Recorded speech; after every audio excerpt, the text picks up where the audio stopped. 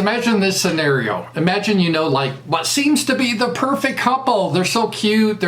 They seem to be happily married. They have a couple of kids, nice house, white picket fence, the whole bit, right? And then they're over at a party and they're talking to you. And the guy, the husband, says something like, oh yeah, we're definitely working to make our marriage work and we want to be successful. But if it shouldn't work, we've worked out a plan how we're going to make it not so traumatic for our kids. Wouldn't that be like a red flag? If you're like, what? I mean, the mere fact that they're talking about divorce, even though they say, oh, it's probably not going to happen, but, we decided to talk about it just in case, is like, wait a minute, that's a red flag. I would think, well, wait a minute, that means this marriage is going to split up. And that's a thought I had the other day at the NATO summit. I try to read into the words and what people say, what they say publicly. And the head of NATO is some guy named Stoltenberg. I think he's from Norway. I don't know why someone from the United States is not in charge of NATO. I mean, we run NATO. All the money pretty much comes from the United States. I mean, what do the other countries have? Like 3 tanks? It's a joke, but whatever. So the head of NATO, he made this statement. NATO chief says Putin victory will be tragedy for Ukraine, but dangerous for us. And again, it's sort of like this hypothetical married couple. If you know you're going to win, you don't talk about like, oh well, if Putin wins, this is going to be a tragedy for Ukraine, but it's going to be dangerous for us. I mean, it's all nonsense. This is the idea that Putin, he's like Hitler, and he woke up one day and for no reason whatsoever he invaded Ukraine. I mean, it's just ridiculous. There's a whole history there. Putin himself says he doesn't want all of Ukraine, just the parts of Ukraine that are ethnically Russian, that used to be part of Russia, like the Crimea and the Donbass area. But they have to dumb things down for Americans. And everyone's Hitler, and we got to stop him now, because unless we stop Putin in Ukraine, there's going to be tanks going down I-70 in Kansas. Yes, there will. It's this hyperbole, but this is how they put everything into a comic book. But, the fact that Stoltenberg would actually say this, imply the possibility that Ukraine might lose, is really revealing. And there's a couple of things that came out of this summit. And one of these things, I know, maybe we shouldn't make too big a deal about it, but take a look at this photo. I'm sure you've seen it. There's Zelensky, and everyone else is in formal, either a suit and tie, or they're wearing a dress. And those are 2 girls looking like just affirming each other how wonderful they are. And then there's Zelensky, like, what the fuck am I doing here? And the poor Zelensky's this little short manlet, and they dress him up in this uniform. I mean, what's the point of that? Why is he wearing camouflage? Is he trying to hide from snipers? It's the costume. It's like, no, you need to stay in character, Zelensky, when you come here. And so you got to be here. And he looks so awkward. I know this feeling. This is Ramsey Paul when I'm at a big party. I'm like, I hate this. I don't know these people. I just wander around. I'm like, okay, where's the buffet? Maybe I get another drink. I understand this feeling. No one really wants to be around Zelensky. He used to be the rock star. Now everyone's like ignoring him. And I know this is just a camera, because there was other times he was shaking people's hands. I get that, but it was a funny image that I think was sort of symbolic. And you add this to other things, like even Biden criticized Zelensky for being an ungrateful bitch, because Zelensky was like, yeah, you're not doing enough for us. And every fucking week we're sending another like $1 billion to Ukraine. You're not doing enough. And, even Biden and some of the advisors said, you can't be such an ungrateful little bitch when the taxpayers are funding you.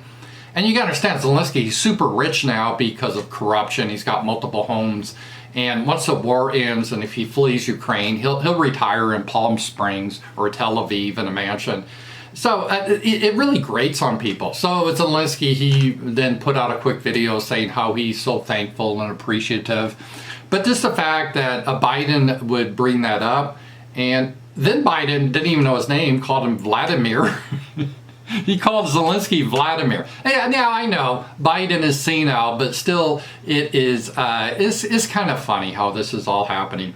So I think what happened is they were expecting some success from this Ukrainian counteroffensive before the NATO summit. Remember, they gave all this Leopard tanks and all this. It was going to be the game changer, HIMARS, and all this wonder weapons.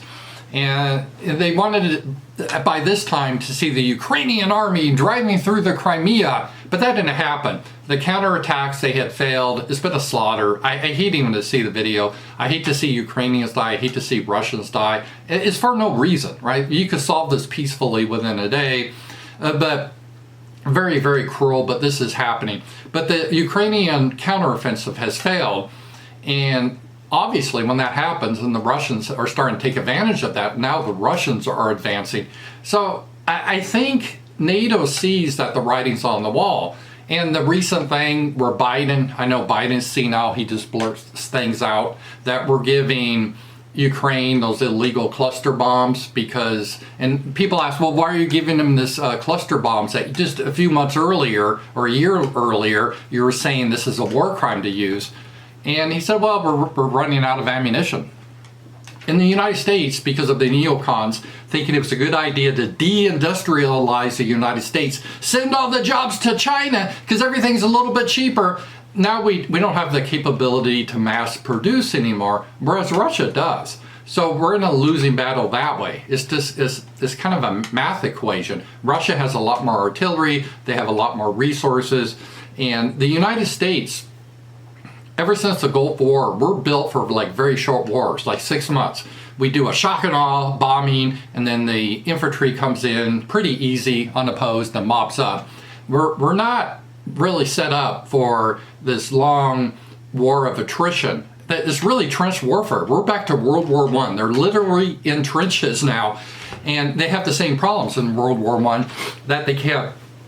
It's hard to advance because of all the weapons, and there you have the killing fields. So you have both sides are hiding in trenches. It's really despicable. It's horrible what they have to go through. And they lob artillery at each other all day. And there's very little advances. And this is where we are now. And the United States is not prepared for that type of war. We're not set up that way. And you can say, yeah, we spend more money on the military than all the world combined. How can we be short of ammo? Well, we spend money just on bullshit. Like, you know, the United States military now pays you, the taxpayer pays for sex changes. And now they're trying to push through, if you're in the military and you think your child is born in the wrong body, yeah, you taxpayers will pay for like the little boy to get his penis cut off and put on hormones. So there's a lot of money that's being spent in the military that's not going to things to win wars. They're going for all the social engineering bullshit. So I think this was sort of a pivotal time, this summit. And they're kind of seeing that, wait a minute, Ukraine's not going to win. How are we going to manage what happens after this? And psychologically, I think they know Zelensky's going to be gone sooner than later. And they're starting to act that way. And guys, I did a video yesterday. You're probably saying, if you're a YouTube subscriber, you're like, where was your video yesterday? Well, some videos I can't do on YouTube. Like if I should do a video about COVID, for example, I can't do that on YouTube because of censorship.